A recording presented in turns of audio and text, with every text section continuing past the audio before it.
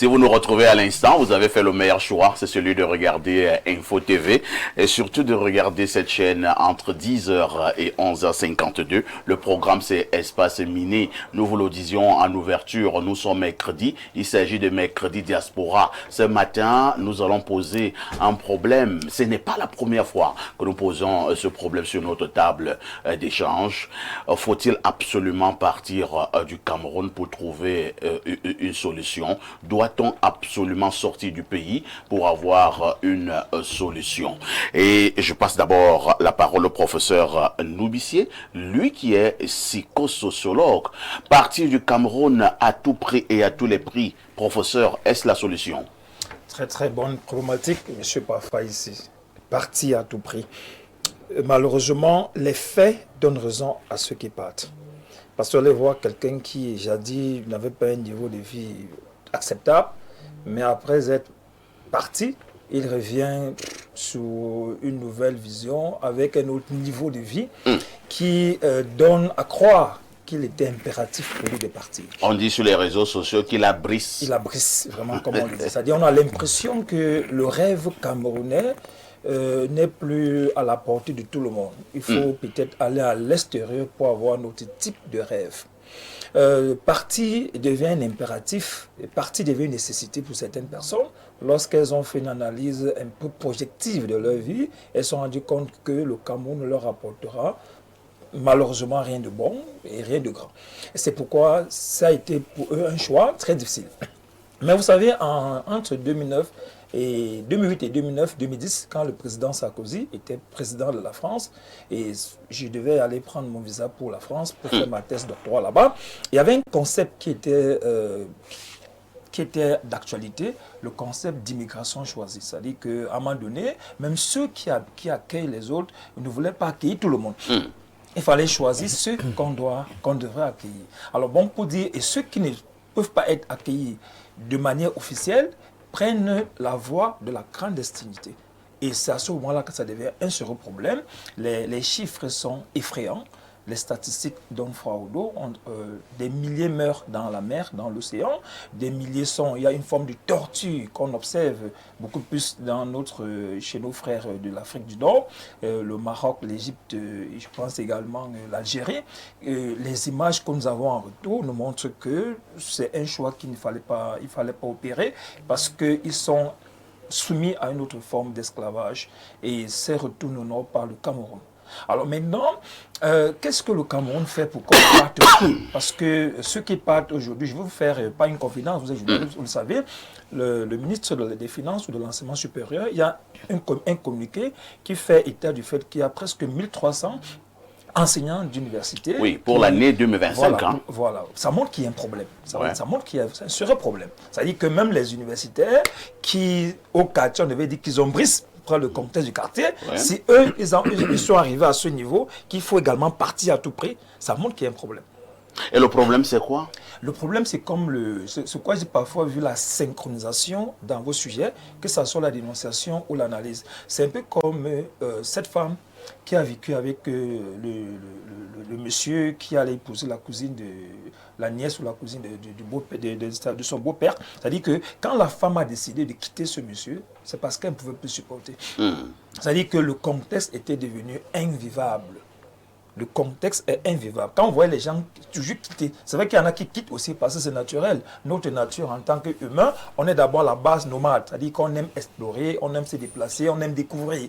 Mais le contexte actuel où les gens abandonnent des postes juteux, des postes vraiment juteux, ou en fait juteux dans le contexte du Cameroun, pour aller à l'extérieur, ça montre que le Cameroun n'a pas encore mis en place une bonne politique pour retenir ses enfants, pour retenir ses populations en son sein. Ça montre qu'il y a cette problématique qu'il va falloir traiter à tous les niveaux. Parce qu'il ne s'agit pas seulement des enseignants d'université, il y a des médecins, il y a des hommes en tenue, il y a les enseignants du secondaire, il y a tout le monde qui veut partir.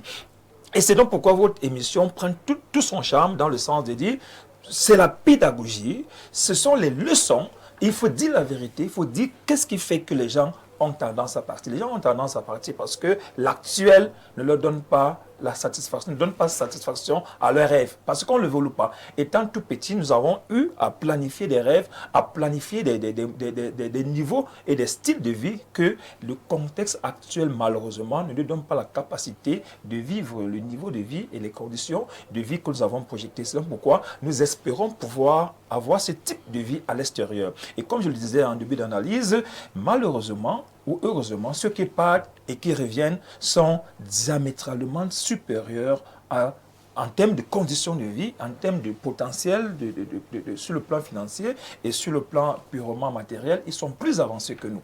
Alors il va falloir que nous puissions revoir cette problématique à fond. À un moment donné, le choix de partir, ça devient un choix impératif. Malheureusement, il y en a qui partent sans issue favorable. C'est-à-dire, vous allez voir les gens quitter ici, ils vont là-bas. Après, on va y revenir. Ils sont butés à la réalité d'ailleurs. Bien. Ils sont butés à cette réalité-là. C'est donc pourquoi partir, c'est vrai, mais il va falloir bien réfléchir avant de prendre cette décision.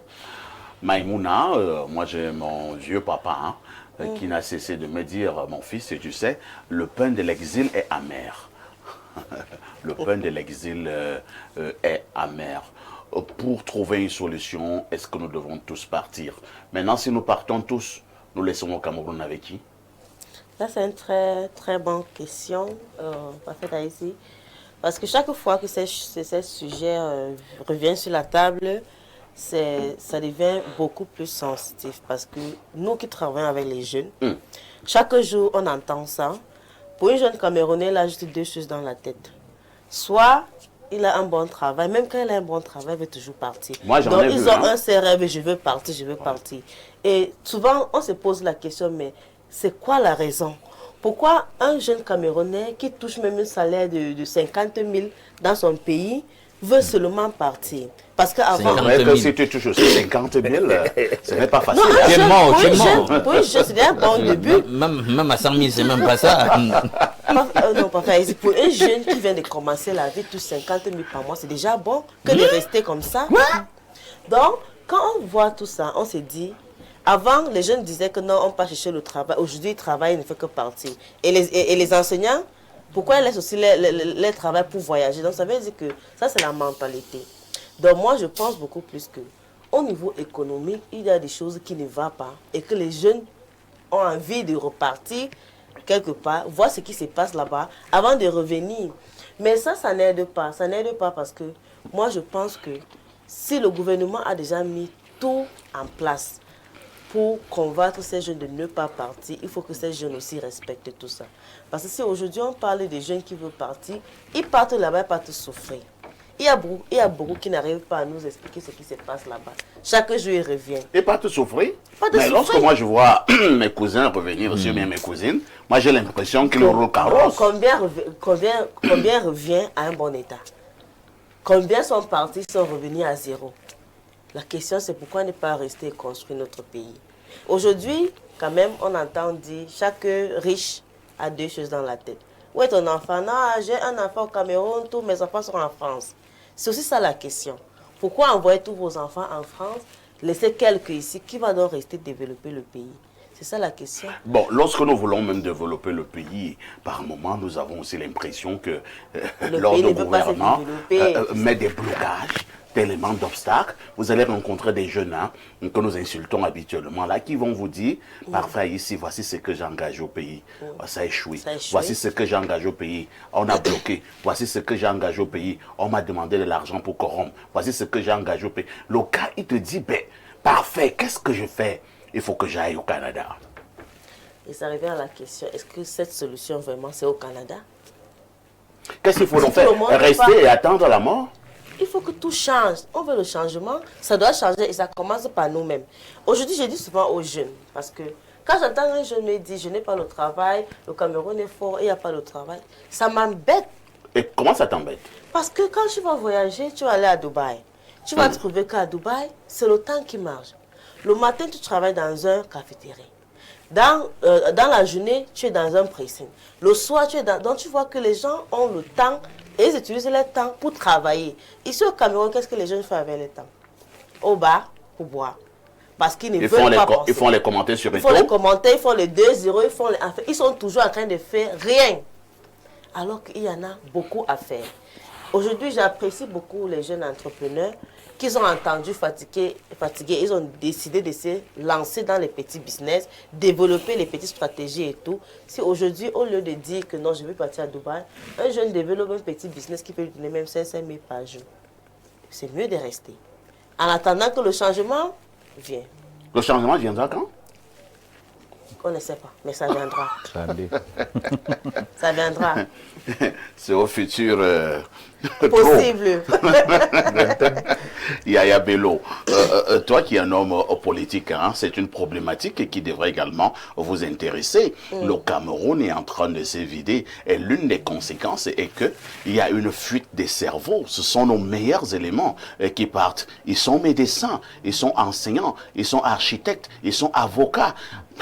Le pays va tomber avec cette fuite de cerveau. Ah oui. Alors, monsieur Haïssi, moi je pense que nous sommes à peu près 30 millions de Camerounais. Si on demande à tous les 30 millions de Camerounais, voulez-vous partir? Voilà des visas à partir. Je vous assure, au moins 25 millions de Camerounais partiront. Vous êtes sérieux? Je suis sérieux. Pourquoi? Parce Incroyable. que tout à l'heure, le professeur Noubissi a dit deux choses qui m'ont captivé. Le rêve camerounais. Le rêve camerounais existe-t-il aujourd'hui? C'est la question. On s'est aussi posé la question de savoir comment les gens qui ont des matricules dans la fonction publique, qui sont enseignants, Abandonnent le matricule. abandonnent leur matricule et partent. Ils payent leur billet d'avion et tout, des millions. Ils partent du pays alors qu'ils ont le travail. Pourquoi? Pour l'année dernière, plus de 1000. Voilà. Pourquoi c'est là? Parce qu'il n'y a plus de rêve camerounais. Je vous dis, si vous voulez connaître le Cameroun, si vous êtes un étranger, vous voulez connaître le Cameroun, atterrissez simplement à l'aéroport international de Yaoundé. Vous faites le tour de Yaoundé, vous rentrez, vous avez le Cameroun.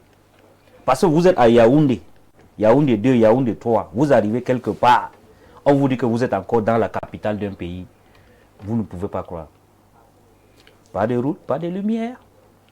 Vous vous demandez même si, depuis l'indépendance, un officiel de l'État est passé par là. Dans Yaoundé, Yaoundé 2, Yaoundé 3, Yaoundé 5.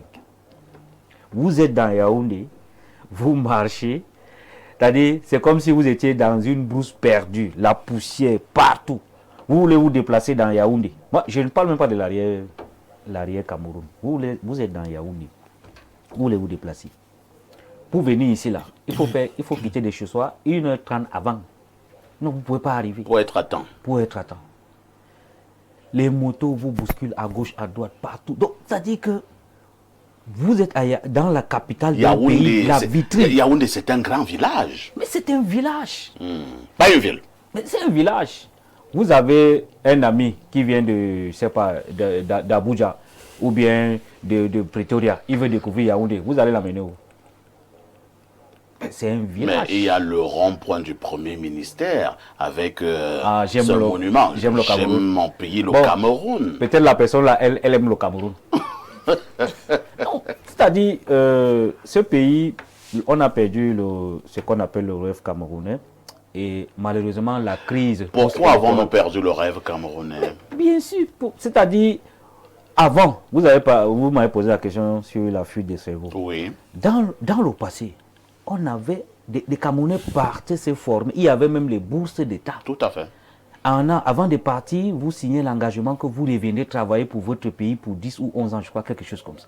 Et les gars étaient fiers de revenir. Et quand ils revenaient au pays... Ils ne revenaient même pas de manière forcée. Hein. Ils étaient fiers de revenir. Le professeur Noubissi est un exemple. Voilà. Et vous revenez, c'est le chef de l'État qui vous accueille. Moi, par exemple, je suis régulièrement avec le professeur Sinjoun Pokam que vous connaissez. Très bien, très bien. Il m'a dit il m'a même montré la photo. Nous avons même travaillé ensemble là, pour conserver cette photo. Il est revenu, le chef de l'État de l'époque l'a accueilli. Il avait un doctorat en philosophie. Je crois qu'il est parmi les premiers Camerounais à avoir eu un doctorat en philosophie à l'époque. Le chef de l'État l'a accueilli. Il est parti, il a travaillé. Mais aujourd'hui, vous revenez avec vos diplômes.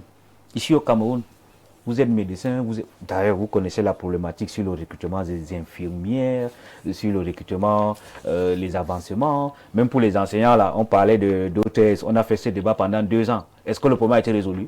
Absolument pas. Étouffé, pas résolu.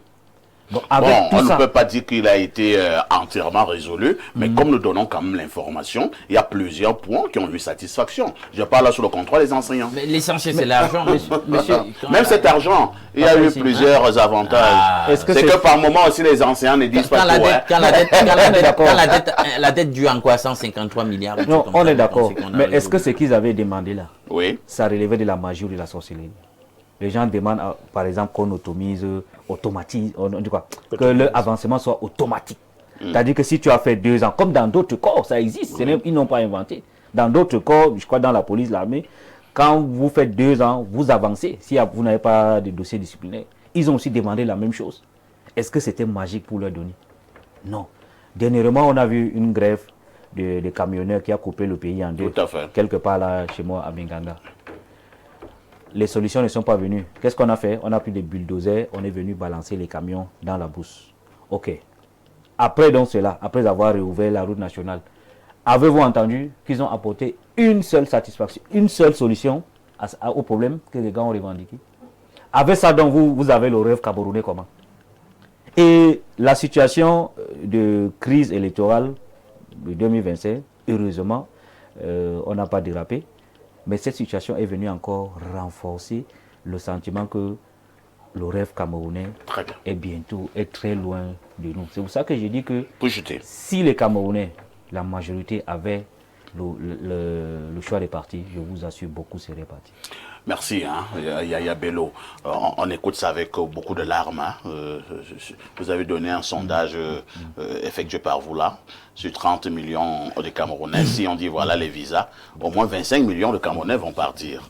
Ah ben, il ne faut pas qu'on écoute ça à l'extérieur. Hein. Alors, à l'Indouk, il y a Maïmouna qui a pris un bel exemple tout à l'heure. Ici au Cameroun, nous disons toujours qu'il n'y a pas de l'emploi et ainsi de suite. Ce n'est pas moi qui vais dire le contraire. Mais ceux qui partent, en une journée, vous allez trouver un Camerounais à Dubaï, en France, au Canada et que sais-je encore, qui effectue 3 tâches. C'est-à-dire que le matin, entre 5h et 9h, il est au cafétéria, entre 10h et 14h, il est à la mort. Entre 15h et 20h, il est au pressing. 3 métiers en une journée. C'est comme ça qu'il travaille à l'extérieur. Mais ici au pays, toute la journée, il fait les commentaires sur les taux. Non, je pense que c'est une façon caricaturale de les choses et qui ne traduit pas la réalité. Je vais éviter d'avoir un langage savant pour résoudre ce problème. Vous êtes responsable d'une maison. Vous arrivez à la maison, vos enfants sont toujours chez les voisins. Toujours chez les voisins. Jamais chez eux. En tant que parent, vous allez vous poser des questions. Je vais comprendre que mes enfants sont têtus. Qui sont têtus. Ouais. Peut-être que la tétutesse en question, ce qu'on met sur le label tétutesse, traduit un manque, un déficit. Peut-être qu'il se trouve quelque chose chez le voisin que vous n'arrivez pas à garantir chez vous. La télé, comme ça. Bien. Les gars font les 3 boulots là-bas, etc. Justement, ils sont en mode. Il faut d'abord voir, ils sont arrivés dans quelles conditions, quel est leur statut là-bas. Hein? Parce qu'en mode survie, ils multiplient les boulots. N'oubliez pas, dès qu'on apprend qu'ils sont là-bas de l'autre côté, il y a un certain nombre d'espérances qui commencent à reposer sur eux, de la part d'un certain nombre de personnes totalement précarisées et familiques de ce côté. Comme il est à Dubaï, il est en train de brasser l'argent. Et justement, il faut défendre cette image. Il doit donc multiplier les boulots.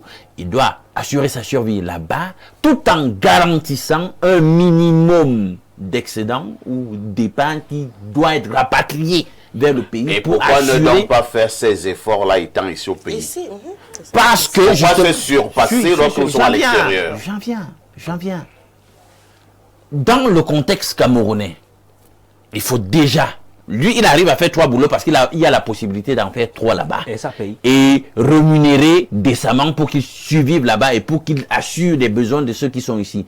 Quand vous êtes dans un contexte où on vous épuise, on ne respecte même pas déjà le code du travail qui dit que c'est 8 heures de travail la journée pour que vous puissiez, je ne sais pas moi, après ça vous extraire et aller chercher une autre opportunité avec un salaire décent. Ici, on vous donne les 40 000, les 50 000.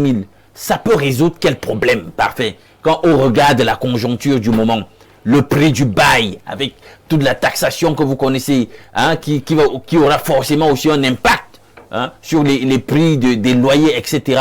Le coût des biens de première nécessité sur les marchés. C'est le salaire qu'on reçoit. À quel niveau le SMIC est calibré ici chez nous? Allez dans un pays où ils vont justement. Le SMIC là-bas, c'est combien?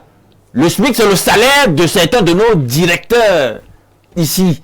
En tout cas, si on s'en tient simplement à faire la conversion d'une devise pour l'autre.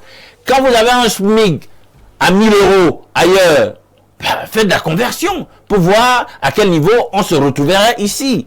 Donc les réalités ne sont pas les mêmes. Moi, je peux le dire pourquoi? Parce que j'ai un cousin qui est aujourd'hui un professionnel du monde du sport, un entraîneur qualifié et qui gagne sa vie par ce moyen-là. Il a d'abord été footballeur là-bas sur place. Il est allé dans des conditions très difficiles. Je ne vous parle pas d'un truc qu'on me raconte. C'est mon frère, c'est le fils de l'aîné à ma mère, décédé il y a quelque temps. Donc il m'a expliqué, en dépit des difficultés, que ben écoutez, là-bas quand même, quand vous êtes arrivé, vous êtes arrivé là-bas même illégalement et vous vous insérez, vous réalisez, rien qu'au travers même des aides qu'on accorde aux gens même arrivés illégalement, que mais le distinguo est là. Nous ici on accorde quelle aide à qui? On peut accorder une aide à des gens arrivés là irrégulièrement chez nous, quand déjà même les nationaux n'arrivent à rien avoir et sont en train de fuir et au travers d'une hémorragie. Il vous dit que là-bas, il y a des aides qu'on donne aux gens, le temps qu'ils se régularisent et qu'ils soient socialisés. Et quand ils te donnent le prix, le montant, tu comprends que, mais attends, on ne peut que dire que c'est le jour et la nuit. Entre-temps, moi, je vois également ce sont des rapatriements. Hein. Ben, justement, quand vous êtes en irrégularité, on va vous rapatrier, non? Tenez là, les gens qui nous écoutent au quartier, là, les jeunes, ils risquent encore de doubler fort. Non, parfait, c'est simple. S'il est là-bas de manière illégale, il aura d'abord un peu d'argent. Non, j'ai bien dit, ou alors les gens ne font pas attention à ce qui est dit. J'ai dit, le temps que vous soyez inséré, et la réalité n'est pas la même dans tous les pays. Moi, son pays en question, c'était l'Espagne. Je vous explique. Ça veut dire que vous avez un temps pour essayer de vous mettre à jour. Ben, passer le temps en question, ben, l'État aussi peut vous rapatrier. C'est de ça qu'il s'agit. Donc, il faut prendre en compte cela et vous vous rendez compte que quand vous confrontez des réalités sociales entre ces pays-là et les nôtres, bien qu'il y ait toujours quand même un certain nombre de problèmes inhérents à tous les pays, ben, nous sommes quand même dans la nuit, les gars. Nous sommes dans la nuit. Ça, c'est clair. Alors, expliquez-moi. Le Cameroun, aujourd'hui, nous sommes le premier pourvoyeur en immigrants permanents au Canada, statistique de 2024, parmi les pays africains. On devrait se poser des questions. Pourquoi ça? Pourquoi personne ne veut rester, tout le monde veut partir? Et la saignée ne s'arrête pas. Nous sommes 4e au niveau mondial, fournisseur des résidents permanents au Canada. Pourquoi on ne veut pas se poser des bonnes questions? Pourquoi les Camerounais s'enfuient? Moi, c'est comme ça que j'appelle ça, les Camerounais s'enfuient. Ils ne veulent pas rester au pays parce qu'il y a un problème de fond. Très bien. Un problème où vous êtes là. Vous parlez d'entrepreneuriat, parfait. Oui. C'est bien beau. D'accord? Mais on sait bien que pour industrialiser, pour booster le tissu productif du pays, il faut de l'énergie. Mais on n'arrive même pas à assumer le plus basique. Vous dites qu'on doit se sentir bien chez nous. On vous parle d'une gratuité dans certains niveaux d'éducation. On voit bien qu'aujourd'hui, en dépit de la production de paroles sur le sujet, rien n'est gratuit en fait. Rien n'est gratuit. Donc, quand il faut regarder la vie au Cameroun, pan par pan, on se rend compte qu'en réalité, le pays ne fait pas rêver. Et je pense même que je suis même peut-être un des premiers qui a utilisé le concept. Pourquoi ils fuient? Ils veulent saisir le rêve que d'autres nations offrent. Pourquoi nous, on n'arrive pas à construire un rêve ici? Merci Alain Doka. Ici chez nous. C'est ça le problème. Très bien. Partir du Cameroun à tout prix et à tous les prix, est-ce la solution? Voici ce que pensent certains téléspectateurs. Bonjour sur le plateau, et c'est un message qui nous vient du +33, c'est-à-dire la France.